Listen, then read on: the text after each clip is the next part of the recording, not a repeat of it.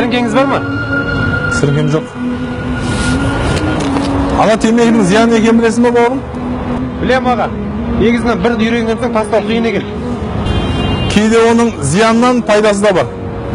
Қандай пайдасы бар? Бұның пайдасы сені ерте қартайтады. Қартайған пайда ма не? Бұның пайдасы мынада.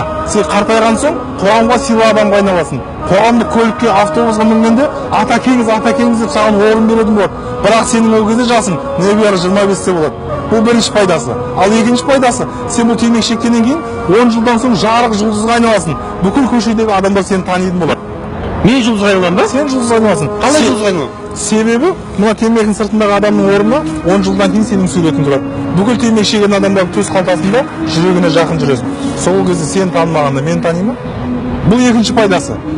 Үшінші пайдасы, сенің үйіне ұры түспейді. Менің үйіме ұры түспейді? Сенің үйіне ұры түспейді. Қалай ұры түспейді? Себебі сен бұл темекі шеккеннен кейін өкпең бұзылады, өкпең ауырғаннан кейін сен түнімен жөтеліп шығасың.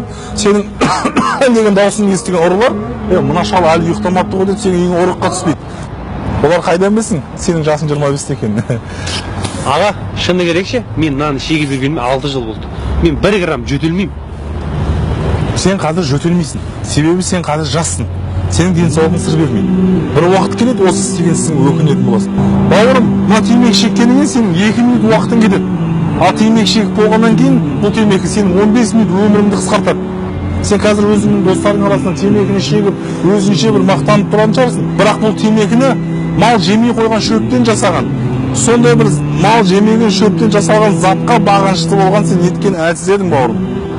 Мына темекіге сен күніне 500 теңге жұмсайсың. Сол 500 теңгеге қанша мұқтаж жандар бар. Соларға сен көмектесіп қол ұшыңды беретін болсаң, олардың өмірі өзгереді.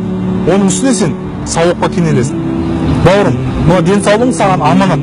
Аманатқа қиянат жасауға болмайды. Ертең бұл денсаулықтан біз сұраламыз. Бауырым, көп айтып сені ренжітсем кешіріп қоясың. Онсыз да темекі шегетін адамдардың өмірі аз қалды. Расында мына темекі зиян, біліп қой бауырым.